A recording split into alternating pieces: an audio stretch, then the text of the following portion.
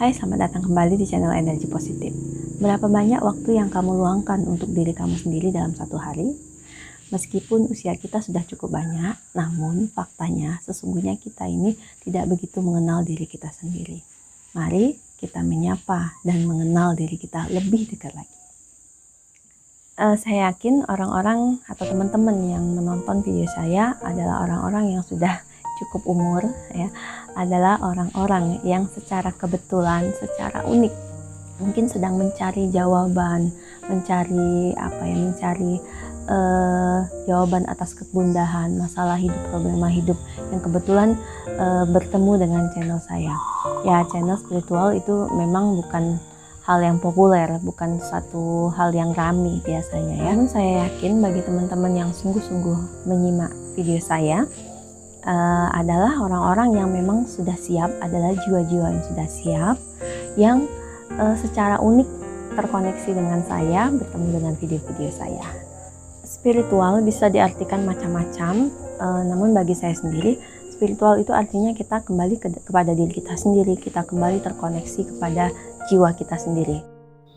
Ibaratnya kita ini seperti seorang pencari, kita berlari ke sana kemari, bertanya-tanya, kenapa aku, kenapa harus aku, kenapa ini terjadi padaku, kemana Tuhan, dunia ini sungguh tidak adil memperlakukan aku, dan berbagai macam pertanyaan yang membuat kita merasa lelah. Kemudian kita sadar bahwa apa yang sama ini kita cari, apa yang sama ini memanggil kita, itu berasal dari dalam diri kita sendiri. Entah itu keraguan, entah itu ketakutan, atau sebuah pencarian. Pada akhirnya kita menemukannya dari dalam diri kita sendiri.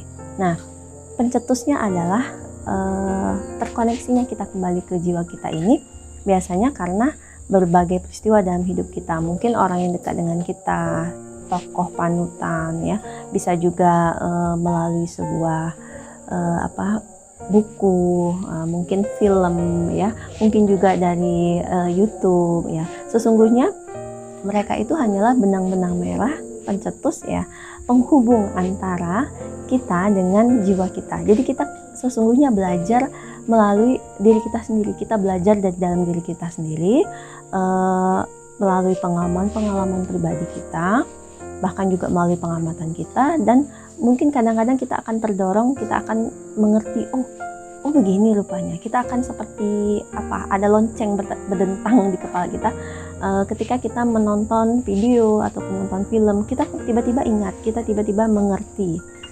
Sesungguhnya itu muncul dari dalam diri kita sendiri. Kebijaksanaan itu berasal dari dalam diri kita sendiri. Maka dari itu adalah penting untuk mengenal diri kita sendiri. Jadi, berapa lama waktu yang kamu habiskan untuk diri kamu sendiri dalam satu hari? Mungkin sebagian akan menjawab, wah Mbak, saya menghabiskan waktu untuk diri saya sendiri berjam-jam loh.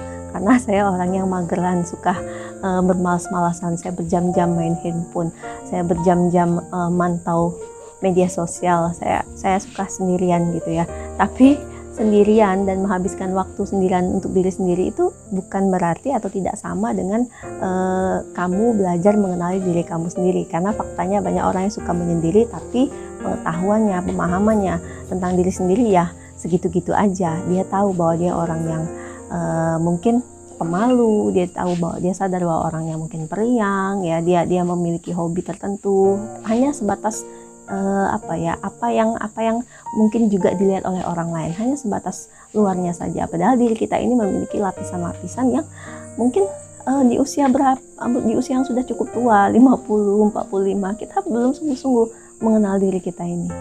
Yang saya maksud dengan mengenali diri kita sendiri itu adalah kemampuan kita untuk mengamati 5 hal ini. Yang pertama, kemampuan kita untuk mengamati suara-suara dari pikiran kita sendiri. Kedua, kemampuan kita untuk memahami reaksi emosi kita sendiri adalah kemampuan kita untuk mengamati dan menyadari respon-respon yang kita berikan terhadap apa yang terjadi dalam hidup kita. Yang keempat, menyadari bagaimana tubuh fisik kita, apa yang terjadi pada tubuh fisik kita. Dan yang kelima adalah menyadari dan mengamati bagaimana koneksi kita dengan dunia luar kita. Maksudnya hubungan kita dengan orang lain, hubungan kita dengan alam, dengan pekerjaan dan sebagainya. Mengamati 5 hal ini akan membawa kita pada kesadaran, kita, yaitu diri kita yang sesungguhnya. Pertanyaannya, mungkinkah kita mampu mengamati 5 hal tersebut? Jawabannya adalah mungkin. Jadi ketika kita mampu mengamati 5 hal tersebut, maka kita menganggap sesuatu itu adalah objek.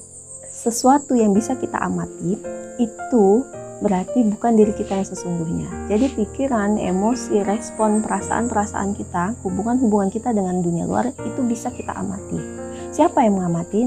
Siapa yang mengamati hal-hal tersebut? Yang mengamati disebut subjek, yang kita amati 5 hal tadi disebut objek. Kalau ada yang diamati berarti ada yang mengamati. Yang mengamati inilah diri kita yang sesungguhnya. Kita mengamati 5 objek tersebut sekaligus kita mengalaminya. Inilah yang gagal kita pahami selama ini. Kita kadang terlalu menyatu dengan 5 hal tersebut. Kita mengira kita adalah 5 hal tersebut, padahal bukan. Semua reaksi spontan, emosi yang berulang, pikiran negatif yang berulang, itu semuanya bisa kita amati. Ketika kita menyadari kemunculan reaksi-reaksi itu, kita menyadari suara-suara pikiran itu artinya kita terpisah dari hal tersebut. Ini memang terdengar lucu dan janggal, aneh gitu ya. Namun itu adalah fakta. Selama kita bisa menyadari sekaligus mengamati hal tersebut, berarti hal tersebut sungguh-sungguh terpisah dari kita. Ya, kita hanya sekedar mengamati dan menyadari terjadinya hal-hal tersebut di dalam diri kita. Jika kita terbiasa melatih diri seperti itu, menjadi pengamat, mengalami sekaligus mengamati 5 objek di dalam hidup kita itu, maka akan ada suatu momen, akan ada suatu titik di mana kita pada akhirnya paham bahwa ini bukanlah saya. Saya mendengar diri saya sendiri terjebak dalam emosi negatif itu. Saya mendengar diri saya sendiri tiba-tiba merasa menghasihani dari saya sendiri. Hal itu mampu kita sadari. Jadi itu sama saja kita menyadari bahwa kita itu seharusnya tidak melekat, kita sebenarnya terpisah. Meskipun kedengarannya aneh, tapi memang apa yang masih bisa kita amati itu bukan diri kita yang sesungguhnya. Inilah cara untuk mengenal atau menyadari diri kita yang sesungguhnya, yaitu kesadaran. Banyak orang terjebak di dalam hubungan yang toksik, terjebak di dalam keadaan-keadaan yang toksik di mana takut ataupun cemas apabila membela kepentingan diri sendiri nanti dianggap orang egois gitu ya. Padahal kalau misalnya orang bertanya, siapa orang pertama yang perlu mendapatkan perhatian dari kamu? Saya akan menjawab diri saya sendiri.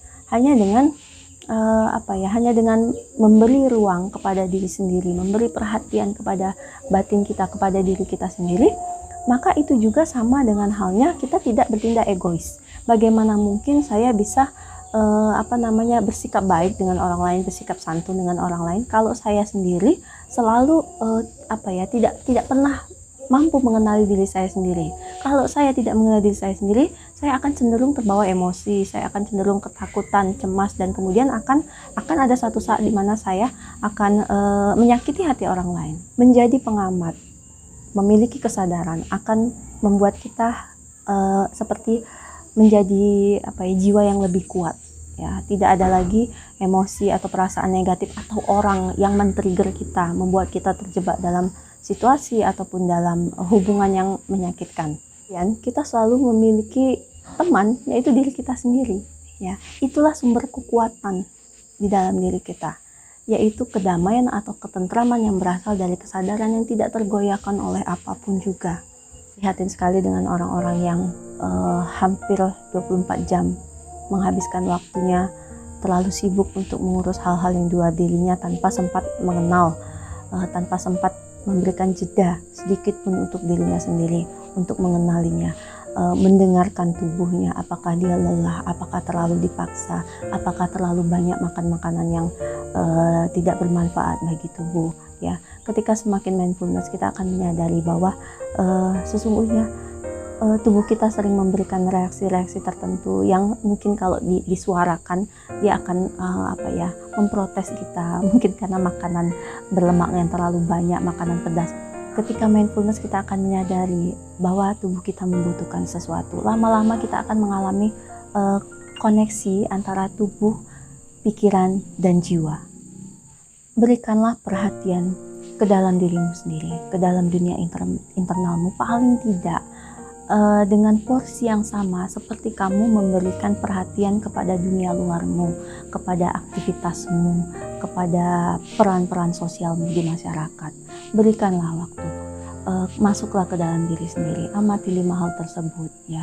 Meditasi, mindfulness itu adalah hal-hal yang penting sekali, terutama di zaman-zaman seperti sekarang ini di mana kita cenderung masuk ke dalam arus ketidaksadaran kolektif, di mana saya menganggap sebagian besar dari manusia itu hanya hidup seperti zombie. Walaupun nampaknya normal-normal saja, tapi banyak sekali aktivitas kita yang tidak kita lakukan dengan mindfulness, yang tidak kita lakukan dengan kesadaran penuh. Inilah sumber malapetaka. Hanya dengan menjadi sadar, maka kita akan menemukan kekuatan kita, bertemu dengan diri kita yang sesungguhnya. Sebuah percikan ilahi yang ditempatkan sang sumber di dalam diri kita, jauh di dalam diri kita, yang selama ini memanggil kita tapi selalu kita abaikan. Demikian video kali ini, semoga video ini dapat memberikan inspirasi pada teman-teman untuk belajar lebih mengenali diri sendiri. Terima kasih sudah menonton, salam damai, salam hening.